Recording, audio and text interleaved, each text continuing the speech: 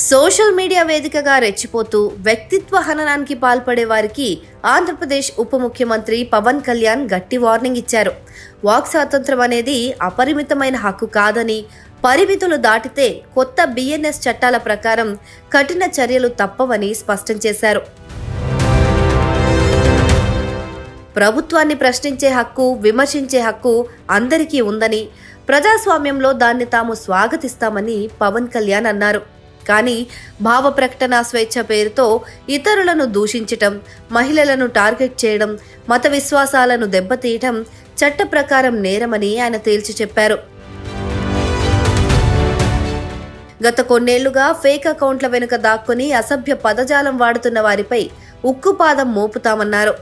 అంతేకాదు, social media వేధింపుల వల్ల ఇబ్బంది పడే బాధితులకు తాము అండగా ఉంటామని భరోసా ఇచ్చారు. ఇలాంటి దుర్వినియోగం పైన నేరుగా ఫిర్యాదులు స్వీకరించేందుకు డిప్యూటీ సీఎంఓలో ప్రత్యేక ఏర్పాట్లు చేయబోతున్నట్లు పవన్ కళ్యాణ్ సంచలన ప్రకటన చేశారు. అందరికీ నా హృదయపూర్వక నమస్కారాలు. ఈరోజు ప్రతి పౌరుడికి సంబంధించిన ఒక ముఖ్యమైన విషయం గురించి మాట్లాడాలనుకుంటున్నాను. Freedom of speech and expression అనేది మనకి రాజ్యాంగం కల్పించిన ప్రాథమిక హక్కు. ఆ హక్కుని నేను గౌరవిస్తాను. ఎన్డీఏ ప్రభుత్వం కూడా గౌరవిస్తుంది. సోషల్ మీడియా ఇప్పుడు మన రోజువారీ జీవితంలో ఒక భాగం అయిపోయింది. మన అభిప్రాయాలను చెప్పడానికి, ప్రజా సమస్యల్ని ప్రభుత్వ దృష్టికి తీసుకురావడానికి, ఒకరితో ఒకరు అనుసంధానం అవడానికి, ప్రభుత్వాన్ని ప్రశ్నించడానికి ఇది ఒక శక్తివంతమైన వేదిక.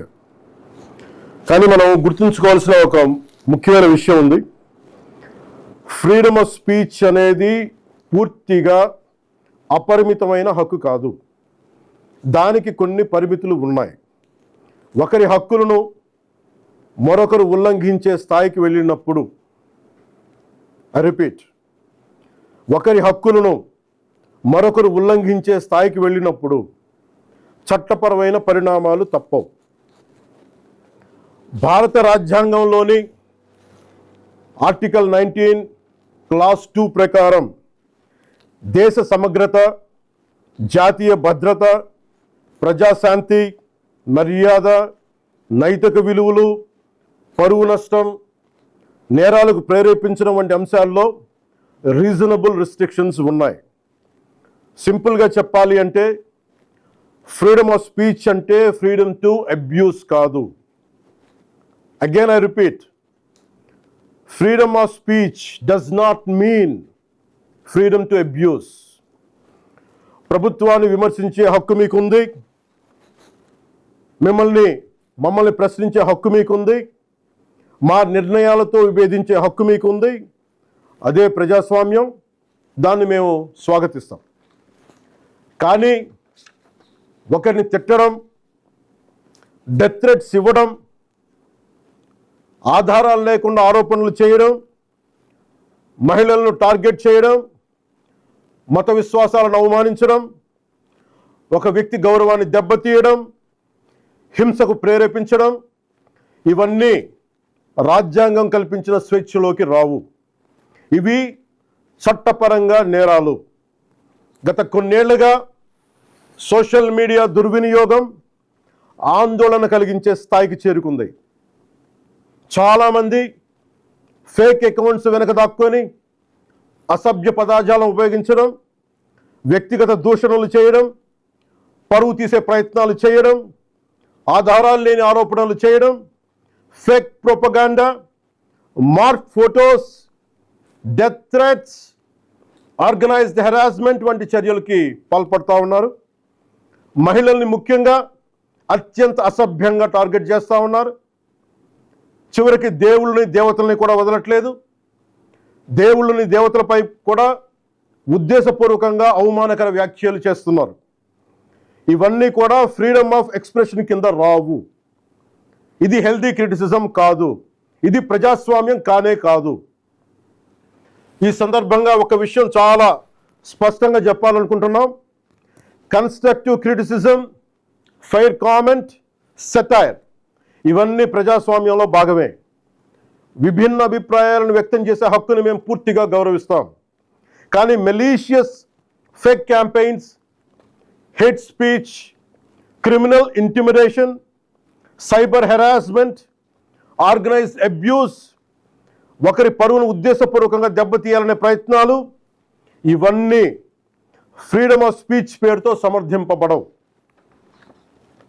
ఇంకో విషయం చాలా స్పష్టంగా చెప్తున్నాం, నేరస్తులకి నేరానికి కులం లేదు, మతం లేదు, రాజకీయ పార్టీ లేదు. ఐ రీఐటరేట్, నేరానికి నేరస్తులకి కులం లేదు, మతం లేదు, రాజకీయ పార్టీలు లేవు. తప్పు చేసిన తర్వాత కులం, మతం, ప్రాంతం లేదా రాజకీయ వెనకాలు దాక్కోవాలని ఎవరు ప్రయత్నించకండి. చట్టం ముందు ప్రతి పౌరుడు సమానమే. నేరం చేసిన ప్రతి ఒక్కరిపై చట్ట ప్రకారం చర్యలు తీసుకోబడతాయి. సోషల్ మీడియా దుర్వినియోగం వల్ల ఇబ్బందులు ఎదుర్కొంటున్న ప్రతి ఒక్కరికి ఈ సందర్భంగా నేను ఒక మాట చెప్తా ఉన్నాను. మీరెవ్వరూ ఒంటరి వారు కాదు, మీకు ప్రభుత్వం అండగా ఉంటుంది. డిప్యూటీ చీఫ్ మినిస్టర్ ఆఫీస్లో సోషల్ మీడియా దుర్వినియోగానికి సంబంధించిన ఫిర్యాదులు స్వీకరించేందుకు ప్రత్యేక వ్యవస్థని ఏర్పాటు చేయబోతున్నాం. స్క్రీన్ షాట్స్, లింక్స్, వీడియోస్ లేదా ఇతర డిజిటల్ ఎవిడెన్స్తో ఫిర్యాదు చేయవచ్చు. ప్రతి జెన్యూన్ కంప్లైంట్ను పరిశీలించి సంబంధిత అధికారులకు పంపించి చట్టపరమైన చర్యలు తీసుకునేలా చేస్తాం.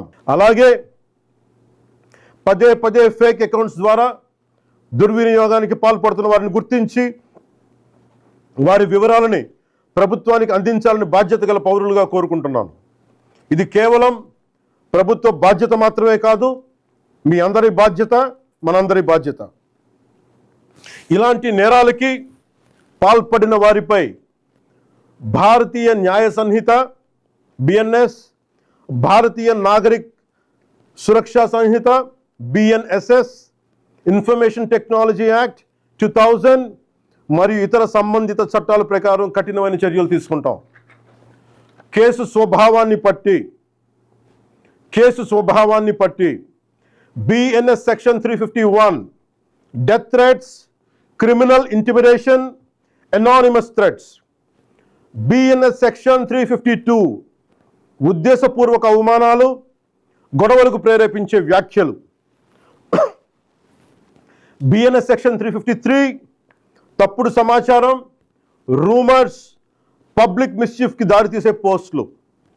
BNS సెక్షన్ 356 డిఫమేషన్, వ్యక్తి పరువుకు భంగం కలిగించడం.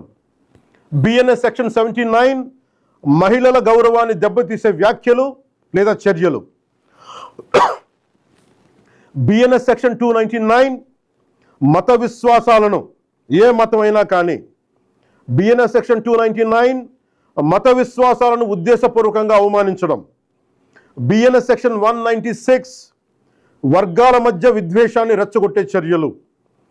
Information technology act sections 66C and 66D fake accounts, identity theft, online impersonation. Information technology act section 67 obscene లేదా అసభ్యకరమైన ఎలక్ట్రానిక్ కంటెంట్. అవసరమైతే information technology act section 69A ప్రకారం చట్టవిరుద్ధమైన ఆన్లైన్ కంటెంట్ పై కూడా చర్యలు తీసుకునే అవకాశం ఉంది.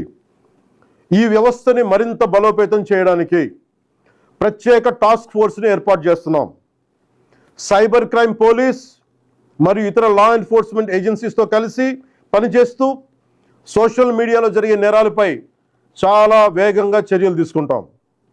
ప్రతి పౌరుడికి నేను విజ్ఞప్తి చేస్తున్నాను, ఫేక్ అకౌంట్స్, డెత్ థ్రెట్స్, మహిళలపై అసభ్యకర పోస్టులు, మతాలను అవమానించే పోస్టులు, ఆర్గనైజ్డ్ మిస్ఇన్ఫర్మేషన్ లేదా చట్టవిరుద్ధమైన కంటెంట్ కనిపిస్తే దయచేసి దాన్ని ఫార్వర్డ్ చేయకండి, ప్రమోట్ చేయకండి.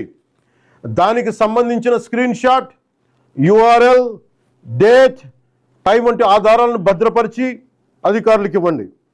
మీ సహకారం వల్ల ఎన్నో నేరాలను అరికట్టవచ్చు. అవసరమైతే సోషల్ మీడియా దుర్వినియోగాన్ని అరికట్టేందుకు కొత్త లెజిస్లేషన్ తీసుకురావడానికి ఈ ప్రభుత్వం సిద్ధంగా ఉంది. అదే సమయంలో రాజ్యాంగం కల్పించిన ఫ్రీడమ్ ఆఫ్ స్పీచ్ని పూర్తిగా పరిరక్షిస్తాం. చివరిగా ఒకటే చెప్తున్నాం, మన మాటల్లో బాధ్యత ఉండాలి, మాట్లాడే భాషలో గౌరవంగా ఉండాలి, స్వేచ్ఛకు జవాబుదారీతనం ఉండాలి. సోషల్ మీడియా మనుషుల్ని కలిపే వేదిక అవ్వాలి, విడదీసే వేదిక కాకూడదు. మమ్మల్ని ప్రశ్నించండి, విమర్శించండి, మీ అభిప్రాయాన్ని చెప్పండి, కానీ గౌరవంతో చెప్పండి, బాధ్యతతో చెప్పండి, చట్టాన్ని గౌరవిస్తూ చెప్పండి.